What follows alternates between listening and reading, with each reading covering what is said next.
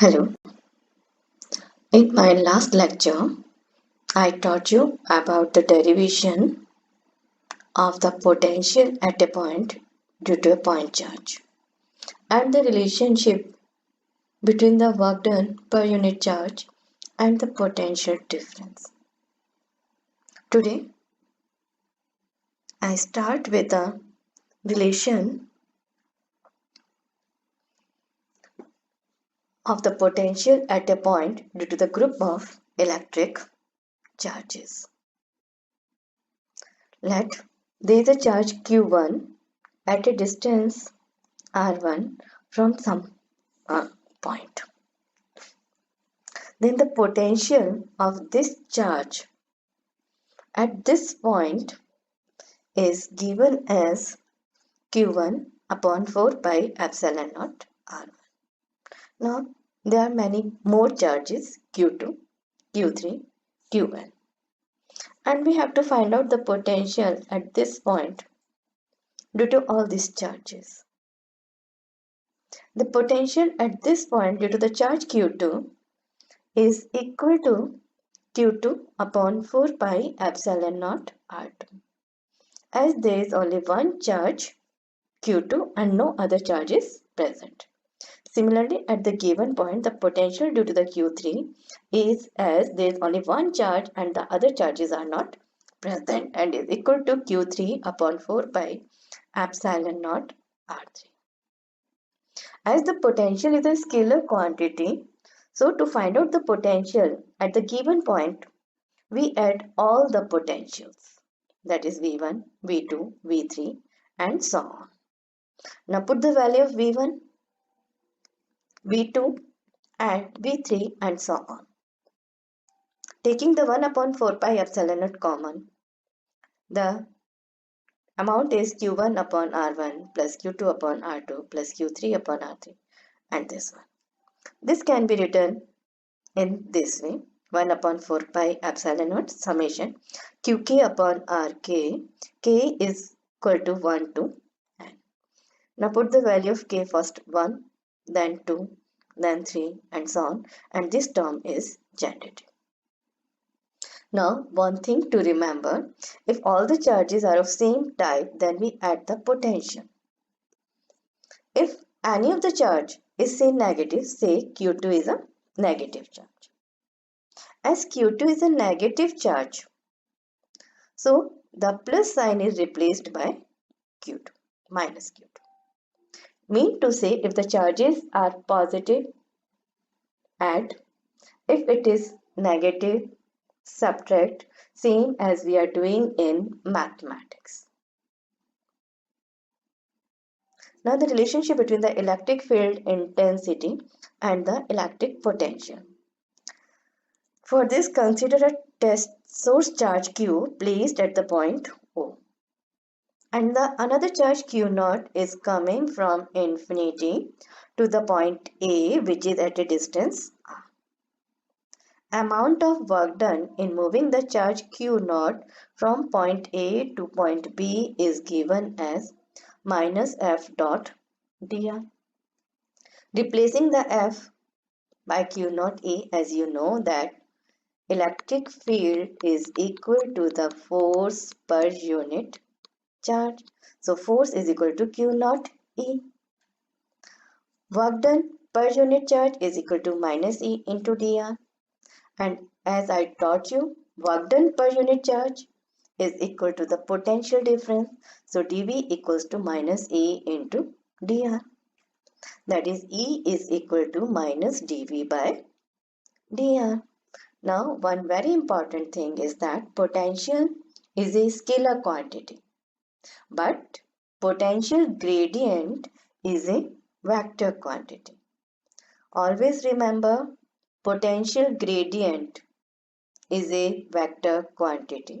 This dV by dr is termed as potential gradient, and potential gradient is a vector quantity. Now I am telling you about that the electrostatic force is a conservative force. You have studied in your class 11th about the conservative forces. Conservative forces are those forces work done by which depends only on the initial and the final position and is independent of the path.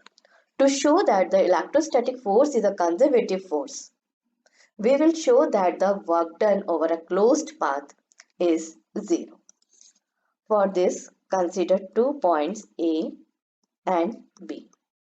We go from A to B through point path 1 and coming back to the point A through some different path, say path 2. As you have seen that the work done per unit charge in going from point A to B is equal to the potential difference of the 2 points. So this will be the equation when we are taking the charge Q naught from A to B via path 1. And coming back to the point A through the path 2, then this can be written as VA minus VB. Add the above two equations to get the net work done. So net work done is equal to WAB upon Q naught plus WBA upon Q naught, and it is equal to 0. As the net work done over a closed path is 0, it means the electrostatic force is a conservative force. Work done by the electrostatic force depends only on the initial and the final positions and not on the path. Now let us do some NCERT questions. These are the questions of the NCERT book. It is the question number 1, 2 and question number 12 of the NCERT book. Today I am giving you the hint to solve this question and I will discuss these questions in my next lecture.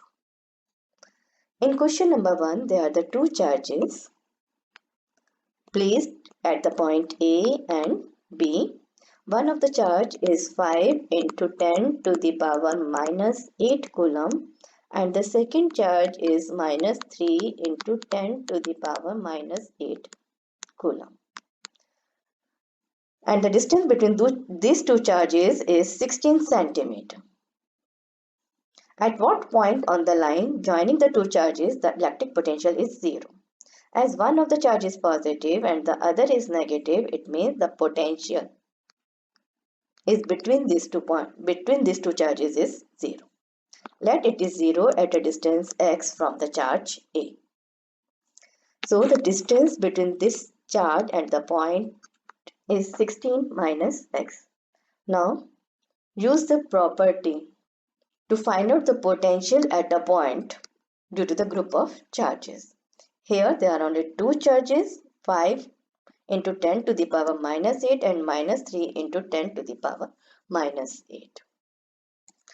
Then the second question, in this question there is a regular hexagon and we have to find out the potential at the point O, that is the center of the hexagon. Since it is a regular hexagon, it means the angle is 60 degree and it is an equilateral triangle, so OA is equal to 10 centimeter. 1 point. Second point, all the charges are at equal distance. So the potential at the center is equal to the 6 times of the potential at the center due to the charge at A. Solve it and find the answer. In the last question, which is based on the property that the electrostatic force is a conservative force, work done depends only on the initial and the final position and is independent of the path. Try these questions. I will discuss it in my next lecture. Thank you and have a nice day.